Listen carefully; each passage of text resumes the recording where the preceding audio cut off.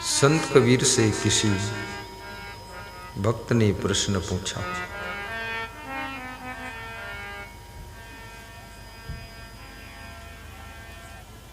कि संसार में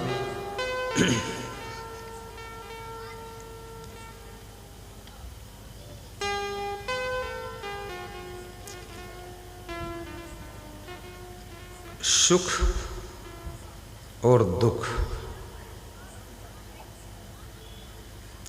ये दोनों का संगम है।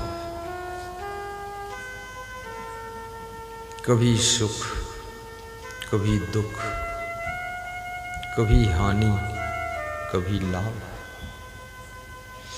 कभी जीत, कभी हार, कभी सफलता, कभी असफलता।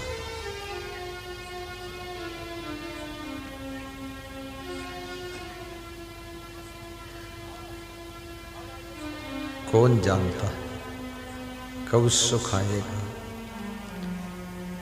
कब दुख आएगा।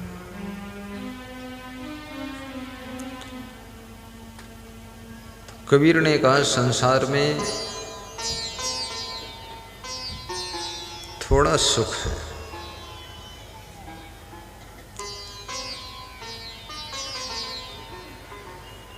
तो थोड़ा सुख है, बाकी क्या है? कबीर ने कहा बाकी सब दुख ही दुख है।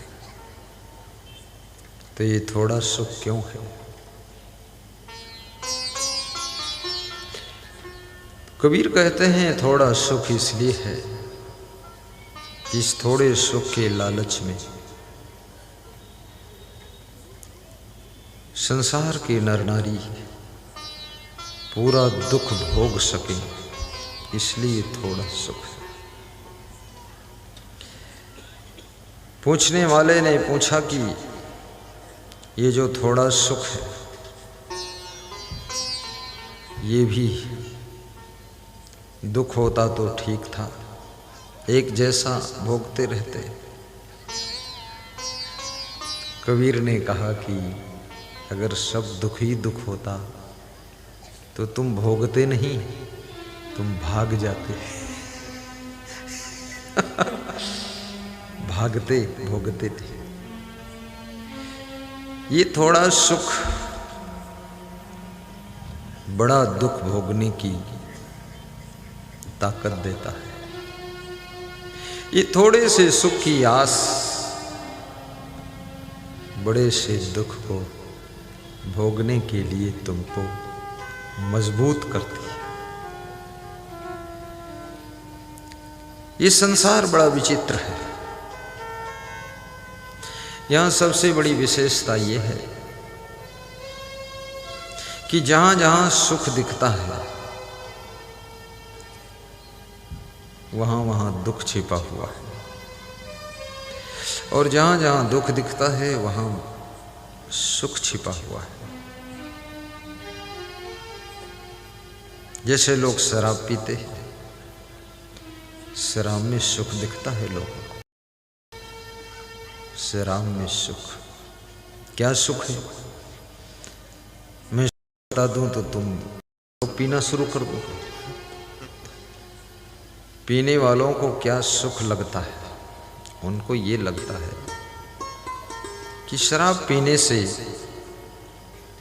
नशा चढ़ जाता है, और नशा चढ़ने से होश नहीं रहता है, होश न रहने से कोई चिंता नहीं रहती है। जब चिंता नहीं रहती है तो वे सुख से सो जाते हैं, लेकिन वो सोते नहीं हैं, वे बेहोश हो जाते हैं। कोई भी नशा आपको बेहोश करता है, आपकी होश को खत्म करता है, आपकी चिंता को दूर नहीं करता है, आपके सोचने की क्षमता को शून्य कर देता है। चिंता नहीं दूर होती है। जो तुम सोचते थे ना, वो सोचने की क्षमता खत्म हो जाती है, फिर तुम सो जाते हो। तुम्हें याद नहीं रहता है कि बेटी का विवाह करना है, ये भी याद नहीं कि पत्नी बीमार है, ये भी याद नहीं कि पिताजी नाराज हैं, अब नशे में हैं, सब भूल गए। नशा भुलाता है, नशा भुलाता है, नशा बेहोश करता है, नशा सोचने की सामर्थ्य को शून्य कर देता है। लेकिन जब नशा उतरता है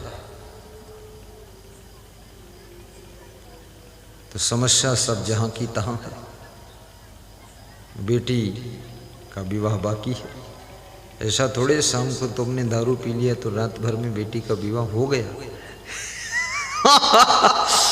वो ज्यों की त्यों समस्या है। पत्नी ज्यों की त्यों बीमार है, पिताजी ज्यों के त्यों असंतुष्ट है। इसलिए बुद्धिमान व्यक्ति, विवेकवान व्यक्ति कभी नशा नहीं करता है। तो क्या करता है? जो नारी विवेकवान है उसको सत्संग का नशा लग जाता है। और ऐसे लगता है नशा जैसे एटा वाले भक्त जी को लगा। एटा के भक्त जी से मैंने पूछा था कि आप कैसे जुड़े, तो बोले मेरी वाइफ आपका प्रवचन सुनती थी, उनकी वजह से हम जुड़े। कितनी वाइफ ऐसी है जो पति की लाइफ को भी सुधार देती है, और कितनी वाइफ ऐसी है, वाइफ नहीं है वो नाइफ, नाइफ माने चाकू। पत्नी को इंग्लिश में वाइफ कहते हैं और चाकू को नाइफ कहते हैं। तो वाइफ नहीं वो नाइफ है, जैसे चाकू काटता है ऐसे पति की लाइफ को टुकड़े टुकड़े कर देती है। लेकिन वो पत्नी महान है जो अपने पति को अपने भक्ति के प्रभाव से, सत्संग के प्रभाव से गुरुदेव के चरणों में जोड़ देती है। ऐसी पत्नी नारी के रूप में नारायणी ही होती है।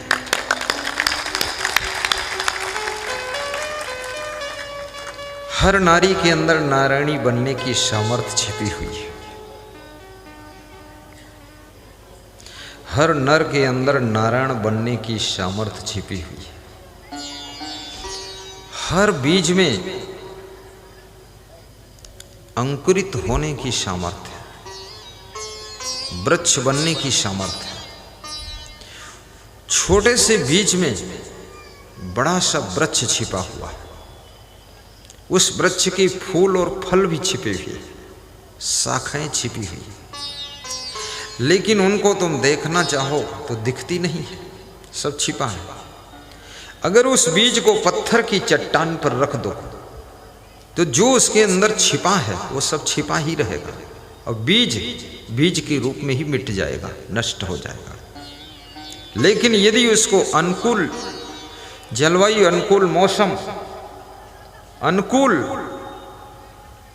वातावरण, अनुकूल मिट्टी प्राप्त हो जाए तो बीज के अंदर जो भी छिपा है, जितना भी छिपा है, बीज मिट जाएगा, लेकिन बीज वृक्ष बन जाएगा। अब वृक्ष बन करके फूलों से लदेगा, फलों से लदेगा, फिर वो लाखों बीज पैदा कर देगा, पूरी दुनिया में वो बीज फैल जाएगा। इसलिए हर नारी को अपने को साधारण नहीं समझना चाहिए।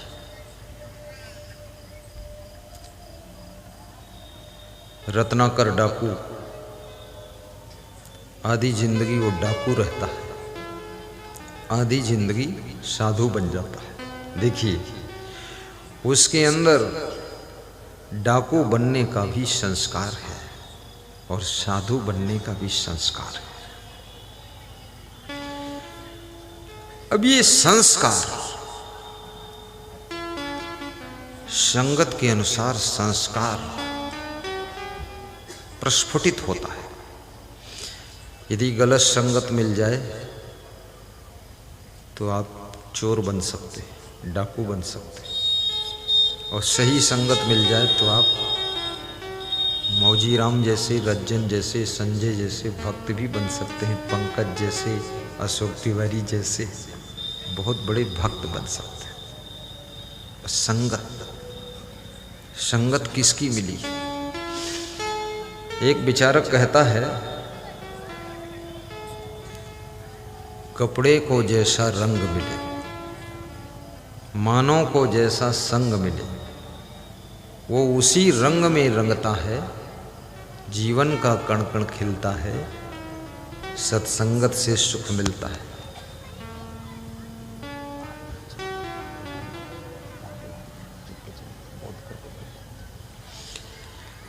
सत्संगत से सुख मिलता है, जीवन का कण कण खिलता है। सत्संगत से सुख मिलता है, जीवन का कण कण खिलता है।